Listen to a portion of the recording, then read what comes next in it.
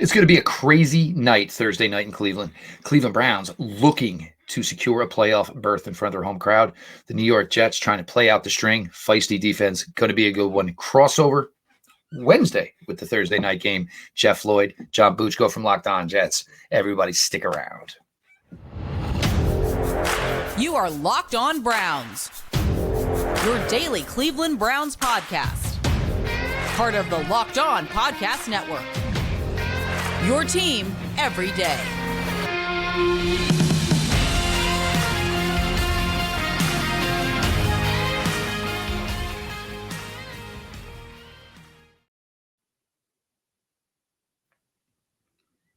Welcome back, my friends, to the show that never ends, your daily delivery of all things Dog Pound LGB on the LOB, the Locked On Browns podcast, brought to the Locked On Podcast Network, your team every day. Your host, Jeff Lloyd of Locked On Browns, your host, John Butchko of Locked On Jets. As we always say, it's homecoming. Not a year goes by that we don't get a crossover between John Butchko and myself. Jets Browns forever intertwined. Crossover Wednesday. We appreciate all of you who make Locked On Browns and Locked On Jets your first listen every single day. To the everyday crowd, and if you're not part of it yet, we'll make a new plan. Stand and subscribe to Locked On Jets YouTube channel, the Locked On Browns YouTube channel. The shows are always available, always free, wherever you get your podcasts. Download the Gametime app, create an account, use code LOCKEDONNFL for a $20 off your first purchase, and you get last-minute tickets. You have the lowest price, and it is guaranteed. As I said, Locked On Jets host, Locked On Browns host, Jeff Lloyd, John Butchko, and obviously a tale of two teams going into this Thursday night game. New York Jets, sadly, Browns fans, we can sympathize. We have certainly been there plenty in December. What was supposed to be a great season for the Jets, so much angst, obviously, balloon burst early. The Browns has been a long, windy, crazy road to get to where they are now. But John, the one thing that I have become very impressed with this Jets team, and look, normally you get a lot of dissension in the ranks late in the year. You get a lot of guys, Browns, Jadeveon Clowney type last year, where maybe guys just hey, what I'm saying, just trying to pull in the plug. But this defense and whatever they put out there, look, these guys give effort week in, week out. Whoever goes into those helmets and goes into those jerseys.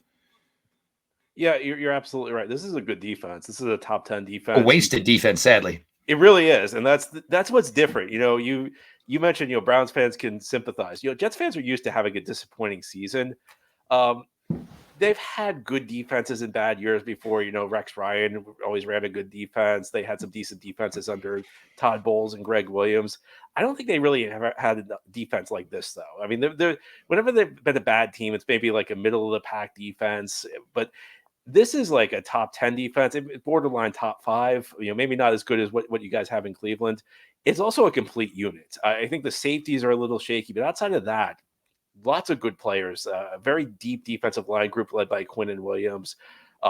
One of the top corner trios in the league. Sauce Gardner gets all the headlines, but DJ Reed, as good of a number 2 corner as there is in the NFL, and Michael Carter II, a third-year guy who's really stepped in and shined as the slot corner. And then linebacker, which was supposed to be like one of the weak points of the team this season.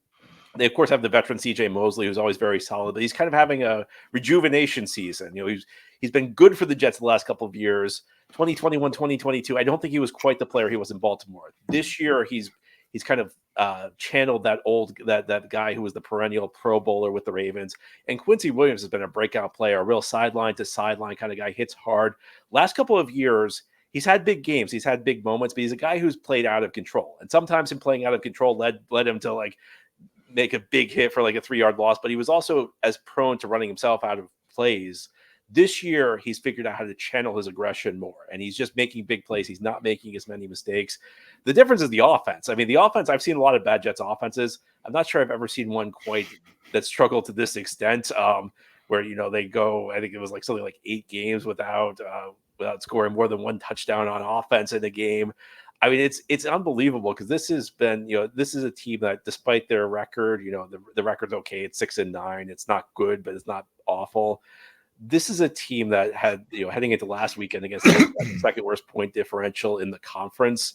It had like the fundamentals of like one of the worst teams in the NFL. And that's with a defense that's really good and a special teams unit that's really good. That's the extent to which this offense has dragged the Jets down. And I know you guys in Cleveland have an excellent defense yourself. And, fortunately, you've gotten a little bit more out of the offense with a guy in Joe Flacco who's been with the Jets, most of the last 3 years. There was a little stretch in Philadelphia in the year 2021. He's been their primary backup. In fact, when these teams played last year, it was Flacco who was the starting quarterback for the Jets in a game Jets fans love to remember. I'm sure Browns fans would love to forget.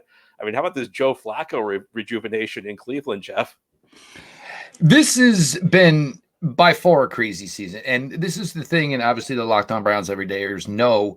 Look, when you talk about a team playing 4 quarterbacks, usually that's followed up with, well, what quarterback are they going to draft in the first 3 or 4 picks in the draft in April? For the Browns, and, obviously success, albeit small sample sizes, P.J. Walker, Dorian Thompson-Robinson, obviously Deshaun a little bit more. But you get Joe in here.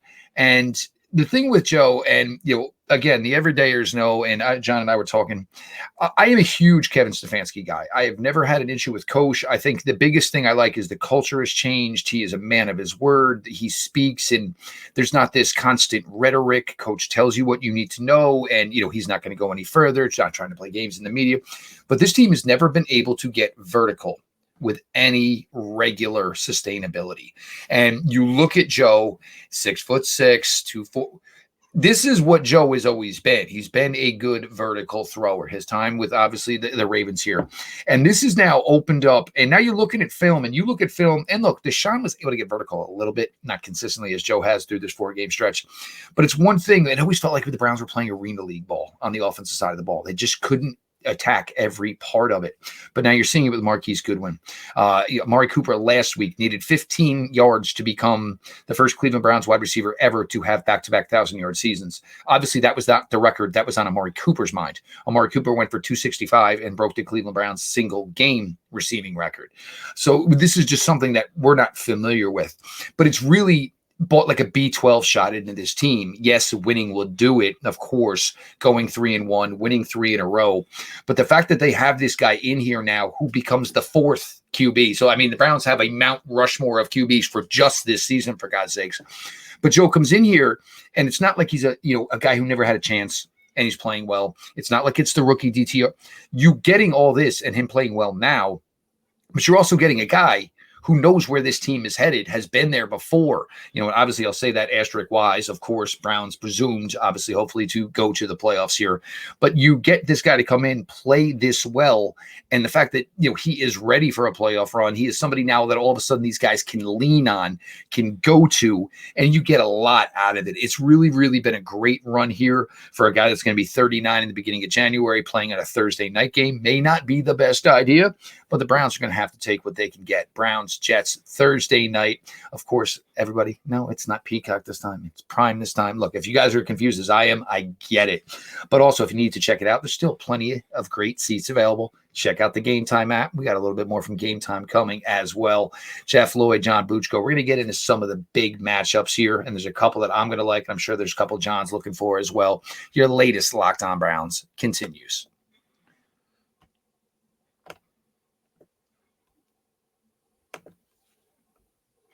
I've told you guys, you have teenage daughters, you don't know what to buy them. But luckily, I always know one thing that they will like: concert tickets. And that's where Gametime comes in. I know John uses it. I know I've used it. You shouldn't have to worry when you're buying tickets to your next big event. Gametime is the fast and easy way to buy tickets for all the sports, music, comedy, and theater events near you. They've got killer last-minute deals. They've got all-in prices. You can get a view from your seat, a best price guarantee. Gametime takes the guesswork out of buying tickets. I love the fact I can get a view from my seat because I don't want to be the rube that all of a sudden got an obstructed seat ticket. A lowest price guarantee. They've got event cancellation protection. Heck, they've got job loss protection as well. That's pretty impressive. Not a lot of apps do that. All-in prices show your total up front, so you know you're getting a great deal without any hidden fees. Buy tickets in seconds, 2 taps, and you are set to go. Find exclusive flash deals and sponsor deals on tickets for football, basketball, baseball, concerts, comedy, theater, and more. And the Game Time guarantee means you'll always get the best price. If you find tickets in the same section and row for less, Game Time will credit you 110% of the difference. Download the Game Time app, create an account, and use code LOCKEDONNFL for $20 off your first purchase.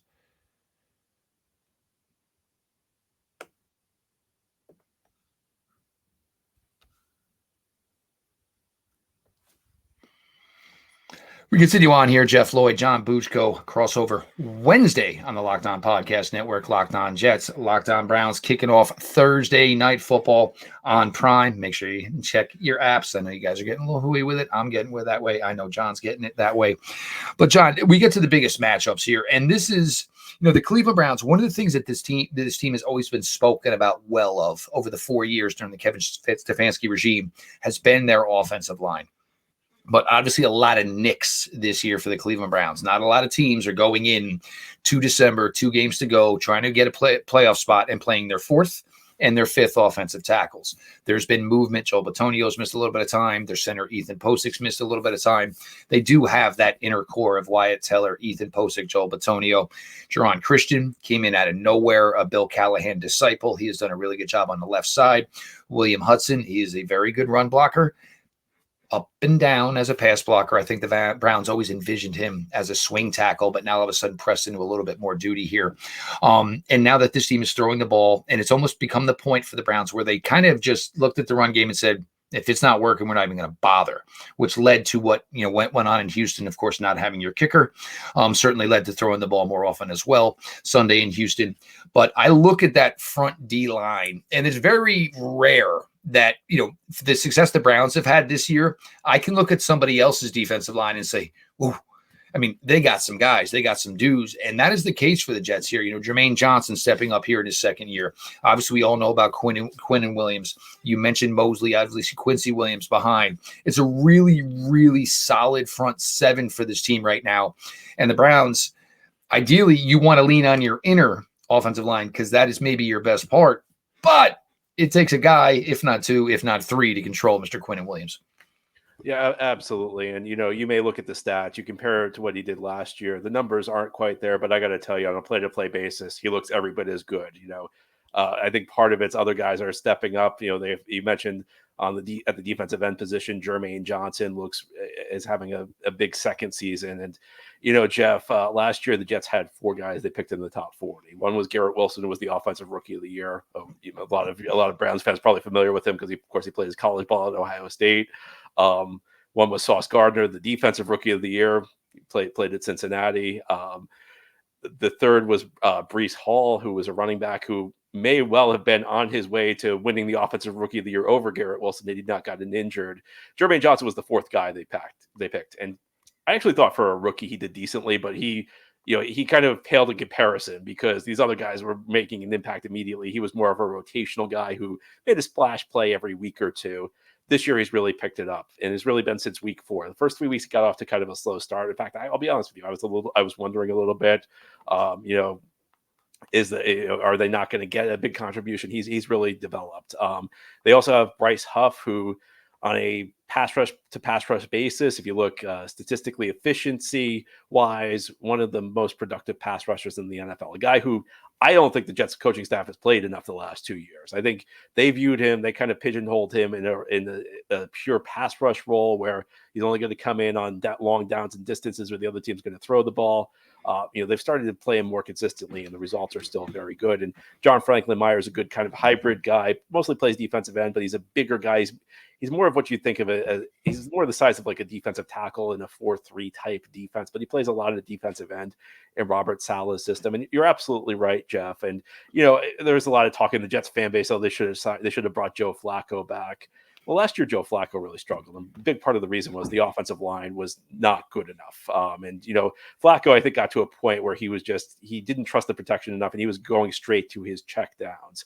And I think one of the reasons, you can speak to this better than I did, that interior offensive line of Cleveland, at least to me from the outside, looks really solid. And when Flacco's comfortable, he's a savvy veteran. He knows where the ball needs to go. He can get it there. The Jets, And I think to me, that's part of the keys of the game. I'm with you on that. I think Quinnen Williams collapsing the pocket, getting pressure to Flacco. Maybe Flacco doesn't take a ton of sacks, even with the Jets last year, but he knows where his check down is. But when you force him to go to his check down, you take away that vertical passing attack you were discussing. So I think that's a great point. And I also look to the other side of the ball. I mean, this is a matchup that terrifies me for the Jets. This Browns defensive line. This Jets offensive line has been a mess all year. I mean, look, I have a PhD in bad offensive line play from the years I've watched the Jets, from the years I've done this podcast. I mean, I can't think of it. I'm not sure since we started Locked On podcasts in 2016 that I've ever seen the Jets have a good offensive line, but this is as bad as I've seen. They've had to rotate guys in and out. They've had 11 different starting combinations through the first 15 weeks. I mean, I look at Carter Warren, a mid-round rookie going up against Myles Garrett. I mean, good luck, Trevor Siemian. That's gonna be a tough matchup. I mean, I look at this game. I don't even know how the Jets are going to be able to move the ball. I mean, when I look at this Jets offensive line versus the Browns defensive line, this might be the biggest unit versus unit mismatch you'll see in an NFL game this season. Well, if the Jets are smart, they're going to do it like some other teams did. The Jets are going to try to make an onus to run the ball here. That's kind of what Denver did. They didn't do it with great success, but it was enough where you kept the defense on the field, and eventually they started to tire a little bit. So so Jeff, what you're saying is there's no way the Jets. You said if the Jets are smart, so there's no way that's going to happen. True. So they're going to have Siemian throw the ball 50 times. But no, with Myles Garrett. Now, Myles Garrett has not had a sack in 4 games. In the last 3 games, Myles Garrett has 26 pressures. Now, the biggest difference with this Browns defensive line in years past is Myles has always done what Myles does. But the point is anybody else going to be able to play beneficial to playing with Myles Garrett? And last year, Taven Bryant was the second leading sack total haver for the Browns at 2.5 sacks. This year, it's a whole different ballgame. It's Zadarius Smith, Ogbonai Okoronkwo. We're not sure where, and I'm not, ideally the Browns, look, if they can get this win and they can tell Ogbo, look, even if you think you can gut it out for us, let's worry about that in January. We don't necessarily need you right now. But second-year player Alex Wright had a sack last week, had a sack just Sunday against the Houston Texans. Here is a player out of UAB who at UAB, they took him and just said, you're our best defensive lineman. You're our best defensive tackle. You're our best defensive end. So they just played him wherever they thought the need was for him. Well, that's become very beneficial for the Browns because the Browns like a base end who has sound skill. You're going to do the assignment. You better make sure you are setting the edge. But now Alex Wright, as he's gotten comfortable and has succeeded by, doing what the scheme asks him to do, that gets you reps now, obviously, in third down. Alex Wright has been the guy that's kind of kicked in for Maurice Hurst, who obviously is out for the season with his pectoral. And now you get a game, second-year player, back-to-back weeks with sacks. Darius Smith, it was a real lack of contribution early. But over his last 3 games, he's got 3 sacks. So with Myles out there and all the attention, that was always the thing, though, is nobody else could kind of pick up the scraps. There's guys picking up the scraps right now. There is no question about that. And it certainly gets aided. You talked about the Jets cornerback group, the Browns cornerback group, Denzel Ward, Morton Emerson, Greg Newsome. They're all different. Denzel is a really solid man-to-man guy on the outside. Martin brings length, plays with a little more velocity, a little more ferociousness to his game. So he's a nice, and then there's Greg Newsome who can play outside, can play inside. We heard all this time, all these things about maybe Greg Newsome didn't want to play the slot. Once your team's 10-5, all those guys want to do is be on the field. They don't necessarily care where they're playing. Your team's winning. They want on the field. They want reps. Greg Newsome's all of a sudden basically the Pied Piper of Cleveland to this point. One other interesting that could be good for the Browns is Juan Thornhill finally doing something in practice here. The Browns focused on 3 safeties early in the season: Juan Thornhill, Grant Delpit, Rodney McLeod. It was a great rotation. Well, the last couple of weeks, it has been Ronnie Hickman, undrafted free agent, second-year undrafted free agent DeAnthony Bell, both of whom have played extremely well up to this point, thinking about the players they are. Deron Harmon, savvy veteran. John, I'm sure you've done a lot of Deron Harmon coverage over the year. First interception as a Cleveland Brown last week. Sunday against the Houston Texans. So there are a lot of players in this game. The Jets are not going to go quietly. The Browns better be ready to go. We're going to get some keys to victory here. Obviously a little early for predictions, although I think John has pretty much given you all his, but we're going to continue on here. Your latest Locked On Browns, Locked On Jets crossover Wednesday.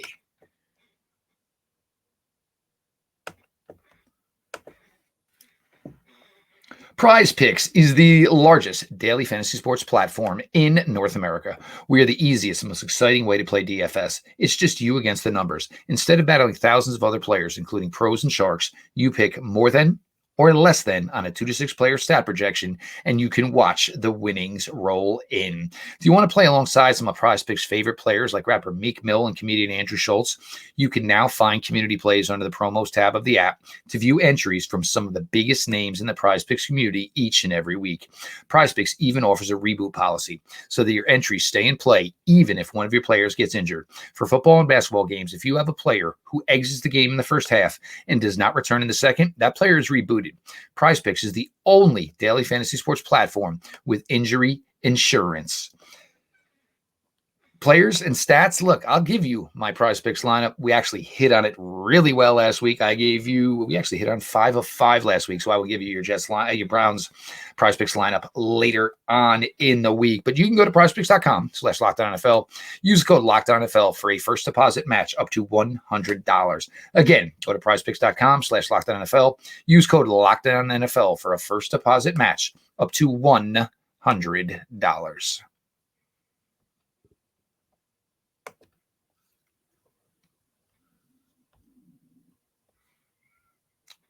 Crossover Wednesday, Locked On Jets, Locked On Browns, John Butchko. Of course, Jeff Lloyd. We appreciate everybody who makes Locked On Jets and Locked On Browns their first listen. If you're not part of the everyday crowd, well, again, you need to subscribe to Locked On Jets YouTube channel, Locked On Browns YouTube channel. Shows are always available, always free, wherever you get your podcasts. John, we try to go path to victory here, and give me something, John. Give me something, because obviously I know it's a tough spot here. Obviously your team's tired. It's beat up. It's playing out the string. A Thursday night game this late in the season is nobody's cup of tea. But Browns are going to have most likely they're going to have a new kicker. They're most likely going to have a new punter. Team's been really, really hot. There's always possibility of a letdown in some area, some way. I'd be surprised if the Browns had a letdown. I mean, like you said, there's so much on the line in this one for them in this one. And I mean, the Jets are just a couple weeks removed from surprising the Houston Texans. So I think that's a pretty easy way to motivate your team if you're Kevin Stefanski. I think that this is the path to victory for the Jets. First of all, you mentioned the Browns maybe have some question marks on special teams.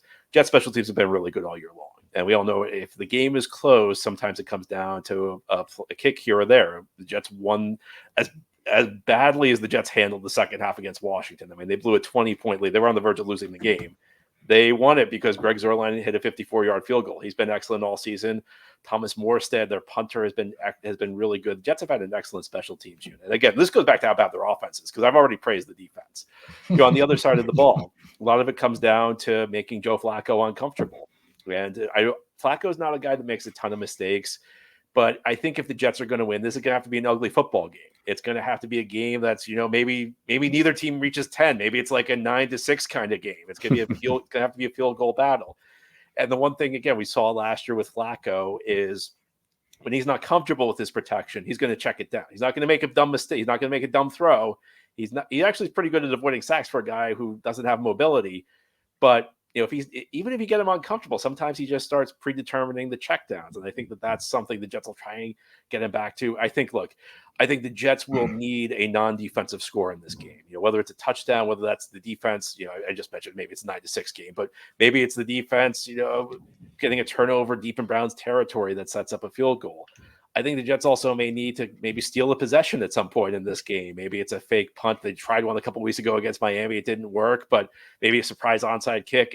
It's a tough game for the Jets. There's no question. I think whenever you have a defense like the Jets has, whenever you have their special teams units that could swing a close game, you've got a puncher's chance. They're not going to be able to do much on offense, though. So what that might mean is on offense, it may mean Breece Hall. They're not going to be able to sustain drive, so maybe Breece Hall breaks a 70-yard run at some point. I mean, the path to victory for the Jets is very narrow, but that's it. A big play on offense, the defense making Joe Flacco uncomfortable and taking the Browns' big play ability away, stealing a possession, and outplaying the Browns on special teams.